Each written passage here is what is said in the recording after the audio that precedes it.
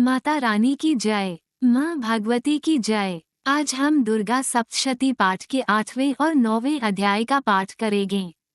इस दोनों अध्याय में रक्त बीज का वध और मधु कैटभ के वध के विषय में पढ़ेंगे कि कैसे माता ने इन असुरों के साथ भीषण युद्ध किया और इनका वध करके इनके भय और अत्याचारों से देवताओं को मुक्त किया। तो माँ भगवती का नाम लेके आइए आरंभ करते हैं। आज महर्षि मेधा ने कहा, चंड और मुंड नामक असुरों के मारे जाने से और बहुत सी सेना के नष्ट हो जाने से असुरों के राजा प्रतापी शंभु ने क्रोध युक्त होकर अपनी संपूर्ण सेना को युद्ध के लिए तैयार होने की आज्ञा दी। उसने कहा, अब उदयुद्ध नामक 86 असुर सेनापति अपनी सेनाओं के साथ युद्ध के लिए जाएं और कंबू नामक 84 सेनापति भी युद्ध के लिए जाएं और कोटि वीर्य नामक 50 सेनापति और धौमकुल नाम के 100 सेनापति प्रस्थान करें। कालक, दोहरिद, मौर्य और काल के ये दैत्य भी मेरी आज्ञा से सजकर युद्ध के लिए कूच करें। भयानक शासन करने वाला असुरों का स्वामी शुंभ इस प्रकार आज्ञा देकर बहुत बड़ी सेना के साथ युद्ध के लिए चला। उसकी सेना को अपनी ओर आता देखकर चंडिका ने अपनी धनुष की चिनकोर से पृथ्वी और आकाश के बीच का भाग गुंजा दिया। हे राजन, इसके पश्चात देवी के सिंह ने दहाड़ना आरंभ कर दिए और अंबिका के घंटे के शब्दों ने उस ध्वनि को और भी बढ़ा दिया। धनुष की चिनकोर, शेर की दहाड़ और घंटे के शब्द से पृथ्वी और आकाश के बीच का भाग गूंज उठा और इसके साथ ही देवी ने अपने मुख को और भी भयानक बना लिया। भयंकर शब्द को सुनकर राक्षसी सेना ने देवी तथा सिंह को चारों ओर से घेर लिया। हे राजन, उस समय दैत्यों के नाश के लिए और देवताओं के हित के लिए ब्रह्मा, शिव, कार्तिकेय, विष्णु तथा इंद्र आदि देवों की शक्तियां जो अत्यंत पराक्रम और बल से संपन्न थी, उनके शरीर से निकलकर उसी रूप में चंडिका देवी के पास गई। जिस देवता का जैसा रूप था, जैसे आभूषण थे और जैसा वाहन था, वैसा ही रूप, आभूषण और वाहन लेकर उन देवताओं की शक्तियां दैत्यों से युद्ध करने के लिए आई। हंस युक्त विमान में बैठकर और रुद्राक्ष की माला तथा कमंडलू धारण करके ब्रह्माजी की शक्ति आई। वृषभ पर सवार होकर, हाथ में त्रिशूल लेकर, महानाग का कनकन पहनकर और चंद्ररेखा से भूषित होकर भगवान शंकर की शक्ति माहेश्वरी आई और मोर पर आरूढ़ होकर, हाथ में शक्ति लिए दैत्यों से युद्ध करने के लिए कार्तिकेय जी की शक्ति उन्हीं का रूप धारण करके आई। भगवान विष्णु की शक्ति गरुड़ पर सवार होकर शंख, चक्र, श्रांग गदा, धनुष तथा खंडगा हाथ में लिए हुए आई। श्रीहरि की शक्ति वाराही, वाराह का शरीर धारण करके आई और नरसिंह के समान शरीर धारण करके उनकी शक्ति नारसिंही भी आई। उसकी गर्दन के झटकों से आकाश के तारे टूट पड़ते थे और इसी प्रकार देवराज इंद्र की शक्ति भी के ऊपर सवार होकर आई। पश्चात इन देव शक्तियों से घिरे हुए भगवान शंकर ने चंडिका से कहा, मेरी प्रसन्नता के लिए तुम शीघ्र ही इन असुरों को मारो। इसके पश्चात देवी के शरीर में से अत्यंत उग्र रूप वाली और सैकड़ों गीदड़ियों के समान आवाज करने वाली चंडिका शक्ति प्रकट हुई।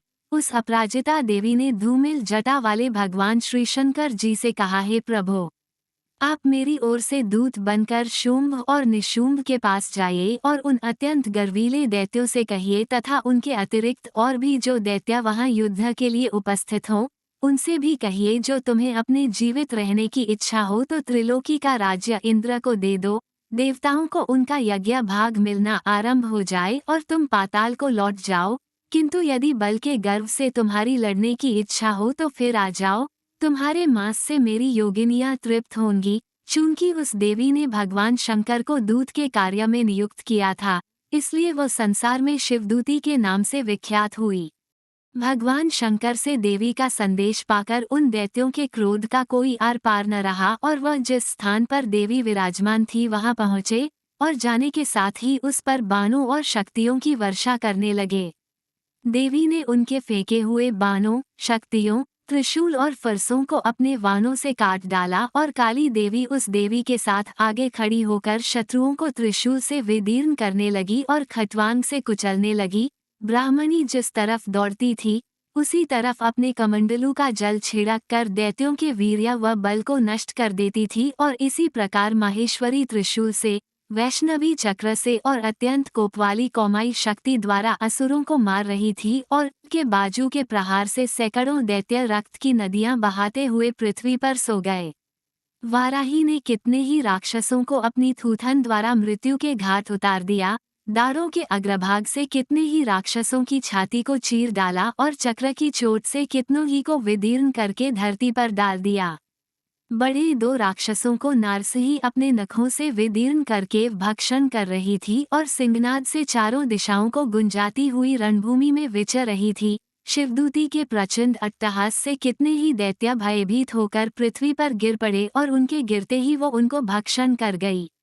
इस तरह क्रोध में भरे हुए मातृगणों द्वारा नाना प्रकार के उपायों से बड़े बड़े असुरों को मरते हुए देखकर राक्षसी सेना भाग खड़ी हुई और उनको इस प्रकार भागता देखकर रक्तबीज नामक महापराक्रमी राक्षस क्रोध में भरकर युद्ध के लिए आगे बढ़ा। उसके शरीर से रक्त की बूंदें पृथ्वी पर जैसे ही गिरती थी, तुरंत वैसे ही शरीर वाला तथा वैसा ही बलवान दैत्य पृथ्वी से उत्पन्न हो जाता था। रक्तबीज गदा हाथ में लेकर के साथ युद्ध करने लगा। जब ने अपने वज्र से उसको मारा तो घायल होने के कारण उसके शरीर से बहुत सा रक्त बहने लगा और उसकी प्रत्येक बूंद से उसके समान ही बलवान तथा महापराक्रमी अनेकों दैत्य भयंकर रूप से प्रकट हो गए। वह चारों महाअसुर उत्पन्न हुए जिनके द्वारा ये जगत व्याप्त हो गया। कौमाई ने शक्ति से, वाराही ने खड्ग से और माहेश्वरी ने त्रिशूल से उसको घायल किया। इस प्रकार क्रोध में भरकर उस महादैत्य ने सब मात्र शक्तियों पर पृथक पृथक गदा से प्रहार किया और माताओं ने शक्ति तथा शूल इत्यादि से उसको बार बार घायल किया। उससे सैकड़ों महादैत्य उत्पन्न हुए और इस प्रकार उस रक्तबीज के रुधिर से उत्पन्न हुए असुरों से संपूर्ण जगत व्याप्त हो गया, जिससे देवताओं को भय हुआ। देवताओं को भयभीत देखकर चंडिका ने काली से कहा, हे चामुंडे, अपने मुख को बड़ा करो और मेरे शस्त्रघात से उत्पन्न हुए रक्त बिंदुओं तथा रक्त बिंदुओं से उत्पन्न हुए महाअसुरों को तुम अपने इस मुख से भक्षण करती जाओ। इस प्रकार रक्त बिंदुओं से उत्पन्न हुए महादैत्यों को भक्षण करती हुई तुम रणभूमि में विचरो।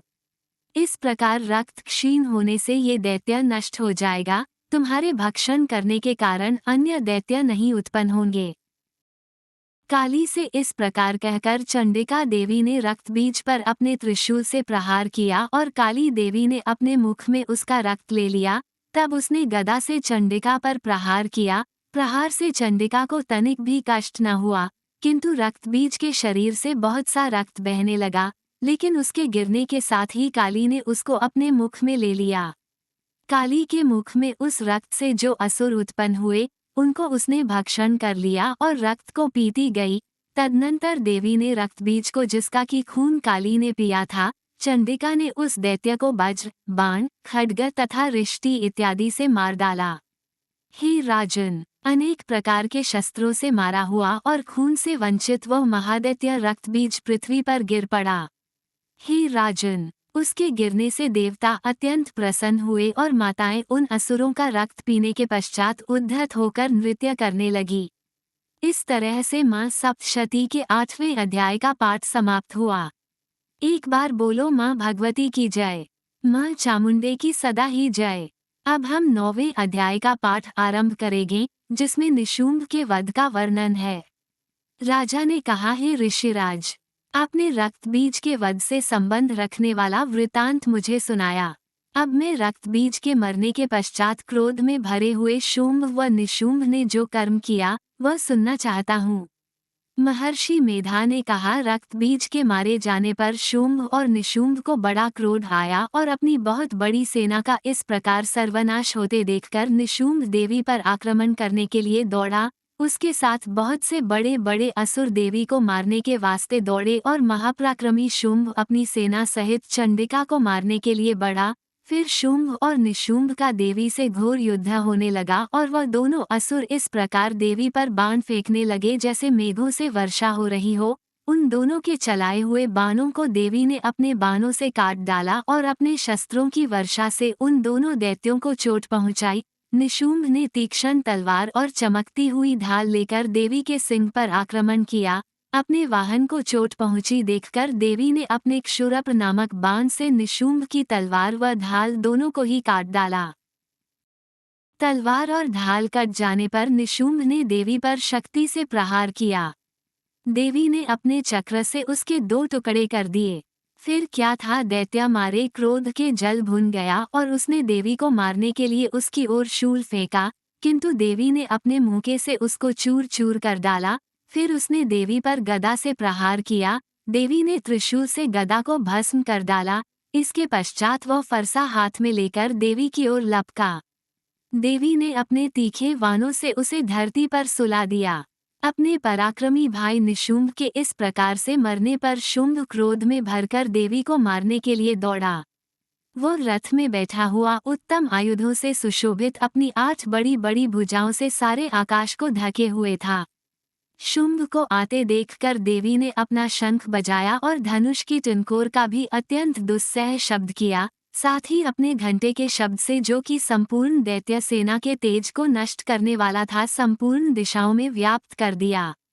इसके पश्चात देवी के सिंह ने भी अपनी दहाड़ से, जिसे सुन बड़े बड़े बलवानों ला मद चूर चूर हो जाता था, आकाश, पृथ्वी और 10 दिशाओं को पूरित कर दिया। फिर आकाश में उछलकर काली ने अपने दांतों तथा हाथों को पृथ्वी पर पटका। उसके करने से शब्द हुआ, जिससे कि उससे पहले के सारे शब्द शांत हो गए। इसके पश्चात शिवदूती ने असुरों के लिए भय उत्पन्न करने वाला अट्टहास किया, जिसे सुनकर दैत्य थर्रा उठे और शुंभ को बड़ा क्रोध हुआ। फिर अंबिका ने उसे अरे दुष्ट, खड़ा रह कहा तो आकाश से सभी देवता जय हो बोल उठे। शुंभ ने वहां आकर ज्वालाओं से युक्त एक अत्यंत भयंकर शक्ति छोड़ी, जिसे आते देखकर देवी ने अपनी महोल्का नामक शक्ति से काट डाला। हे राजन, फिर शुंभ के सिंहनाद से तीनों लोक व्याप्त हो गए और उसकी प्रतिध्वनि से घोर शब्द हुआ, जिसने इससे पहले के सब शब्दों को जीत लिया। शुंभ के छोड़े बाणों को देवी ने और देवी के छोड़े बाणों को शुंभ ने अपने बाणों से काट सैकड़ों और हजारों टुकड़ों में परिवर्तित कर दिया। इसके पश्चात जब चंडिका ने क्रोध में भर शुंभ को त्रिशूल से मारा तो वह मूर्छित होकर पृथ्वी पर गिर पड़ा। जब उसकी मूर्छा दूर हुई तो वह धनुष लेकर आया और अपने बाणों से उसने देवी काली तथा सिंह को घायल कर दिया। फिर उस राक्षस ने 10,000 भुजाएं धारण करके चक्रादि आयुधों से देवी को आच्छादित कर दिया। तब भगवती दुर्गा ने कुपित होकर अपने बाणों से उन चक्रों तथा बाणों को काट डाला। ये देखकर निशुंभ हाथ में गदा लेकर चंडिका को मारने के लिए दौड़ा। उसके आते ही देवी ने तीक्ष्ण धार वाले खड्ग से उसकी गदा को काट डाला। उसने फिर त्रिशूल हाथ में ले लिया। देवताओं को दुखी करने वाले निशुंभ त्रिशूल हाथ में लिए हुए आता देखकर चंडिका ने अपने शूल से उसकी छाती पर प्रहार किया और उसकी छाती को चीर डाला। शूल विदीर्ण हो जाने पर उसकी छाती में से एक उस जैसा ही महापराक्रमी दैत्य ठहर जा कहता हुआ निकला। उसको देखकर देवी ने बड़े जोर से ठहाका लगाया।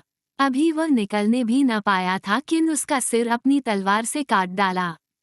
सिर के कटने के साथ ही वो पृथ्वी पर गिर पड़ा।